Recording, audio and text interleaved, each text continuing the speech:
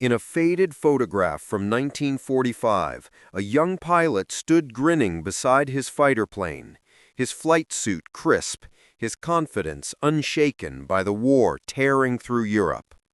To his family, that image was the final glimpse of a man who seemed invincible. But on a clear spring morning, Lieutenant William Henry Mitchell took off on a routine patrol and vanished, leaving behind only a folded flag and the cold words of an Army report. Aircraft missing. Presumed lost over enemy territory. Pilot missing in action. For decades, his name was etched on a memorial wall, his story reduced to whispers among those who remembered him.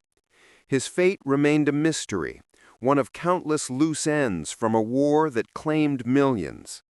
But 65 years later, in the dense forests of Eastern Europe, hunters stumbled upon a rusted relic that would unravel the silence. Deep in the wilderness, they found the twisted remains of a World War II fighter plane, its fuselage broken but unmistakable.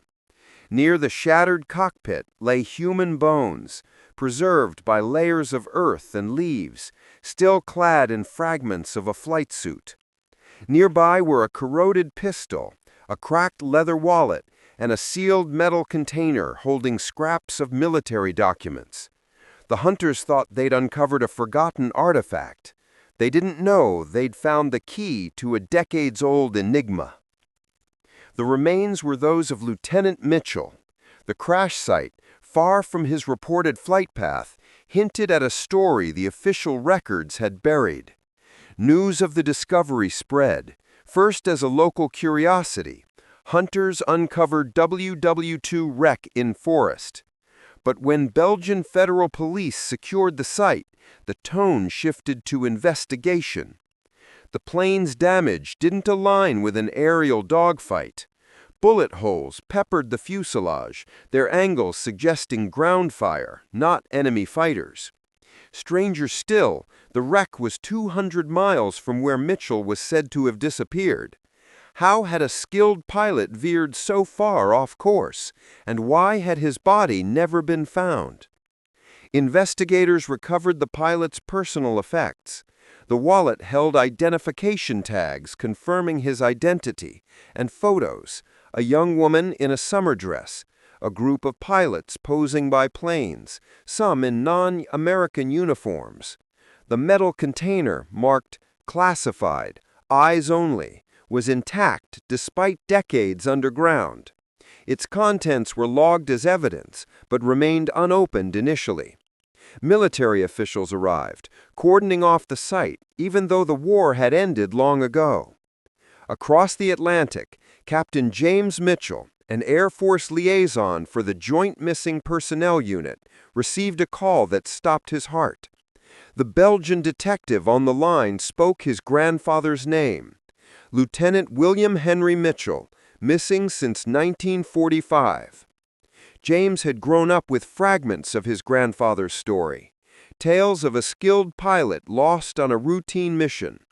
The family had received the standard letter, the folded flag, and vague assurances of his ultimate sacrifice. But now, the discovery of the wreck suggested the official account was a lie. James flew to Brussels, haunted by his grandmother's whispers that her husband's disappearance wasn't accidental. She'd always believed he was on a secret mission, unrecorded and erased.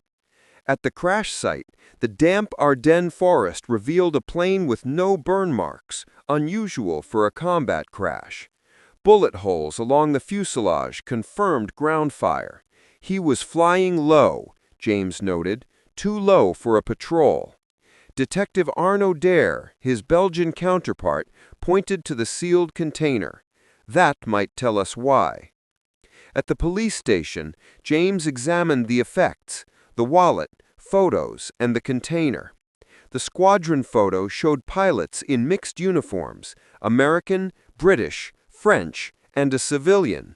"This isn't a standard unit," James said. Dare nodded. "Who were they?" The eyes-only label sent a chill through James. Whatever his grandfather carried was no ordinary cargo. Then his phone buzzed with an anonymous text. "Stop digging. Some secrets stay buried." James showed Dare, who frowned. "Someone's watching." Determined, James donned gloves and opened the container. Inside were documents wrapped in decayed oilcloth. A mission order read, "Operation Night Sparrow. Classification, ultra secret. Objective, extract high-value intelligence assets from German facility. Secondary, destroy facility. Pilot, Lieutenant William H. Mitchell. Status, expendable asset." Expendable asset. The words cut deep. His grandfather wasn't on a patrol. He was sent on a suicide mission. The documents included a hand-drawn map, coordinates in occupied territory, and a list of names, intelligence officers, code breakers, some marked with red slashes or question marks. A sealed envelope bore his grandfather's handwriting. "For Allied Command, eyes only." Dare leaned in. "This means the official story was a cover. He was betrayed." Another text arrived. "You opened it. Walk away or you won't." James snapped photos of the documents, refusing to let the truth vanish. Back at his hotel, he pored over his grandmother's keepsakes, letters, a War Department telegram, and a note she'd never sent. It described a visit from a nameless officer in 1945, urging her to forget William. She'd suspected a cover-up. Now James knew she was right. The next day, Dare confirmed the Belgian police had notified the U.S. Embassy. "Washington will take over soon," he warned. Hours later, a call from Dover Air Force Base confirmed it. Colonel Elaine Harper ordered James to secure the evidence and stand down. "This is a national security matter," she said sharply. James pushed back. "This is my grandfather." Her tone hardened. "Do not discuss the contents with anyone." The call ended. That night, James returned to the crash site. The forest felt alive, shadows shifting. A glint of glass, binoculars, caught his eye. "Who's there?" he shouted, but footsteps faded into the trees. Someone was watching, guarding secrets buried for decades. Back in his hotel, James cross-referenced the document names. A British naval officer, a French intelligence agent, both vanished in 1943, presumed dead. The mission was to extract them, but someone ensured its failure. At the police station, an elderly man, Henri Lambert, a former resistance fighter, arrived with a story. In 1945, he'd seen an injured American pilot, William Mitchell, crawl from a wreck near a logging trail. Mitchell carried documents and a radio warning of a betrayal. "The Germans knew he was coming," Lambert said. "He was shot protecting us." Lambert produced a notebook with Mitchell's final message. "Night Sparrow is a trap. Germans know extraction protocols. Someone inside is leaking." James's blood ran cold. His grandfather had uncovered a traitor, codenamed Blackbird, who fed Allied plans to the Germans. The official report erased it all. At the University of Leuven, historian Dr. Elise Moreau showed James German records confirming a secret prisoner camp at Mitchell's coordinates, holding high-value intelligence officers. The camp was evacuated days after his crash, the prisoners' fates unknown. "The Germans had inside information," Moreau said. "A mole." A retired intelligence officer, Richard Hale, confirmed the chilling truth. Blackbird was real. He sold missions to the Germans. Your grandfather found proof, but those protecting Blackbird silenced him. Hale believed Blackbird survived, thrived, and evaded justice. Another anonymous text arrived. "You're digging in graves that were closed for a reason." James's resolve hardened.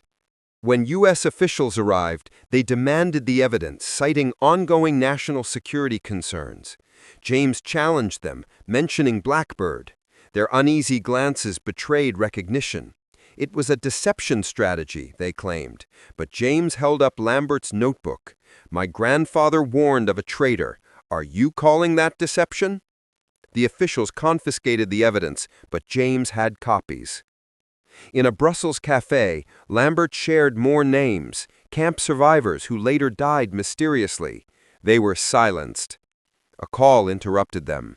A voice, old but commanding, said, "You have something that belongs to me. Call me Garrett." James's heart raced. Garrett, a name from redacted files. Was he Blackbird?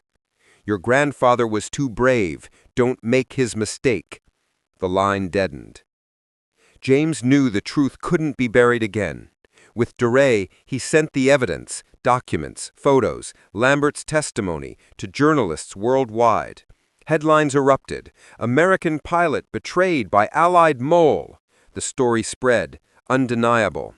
Government scrambled, but the truth was out. At Arlington, William Mitchell's remains were laid to rest. James held the folded flag, whispering, "You were right. The truth is free." Garrett's final message warned of a larger network, but James had honored his grandfather. The mission, begun in 1945, was complete.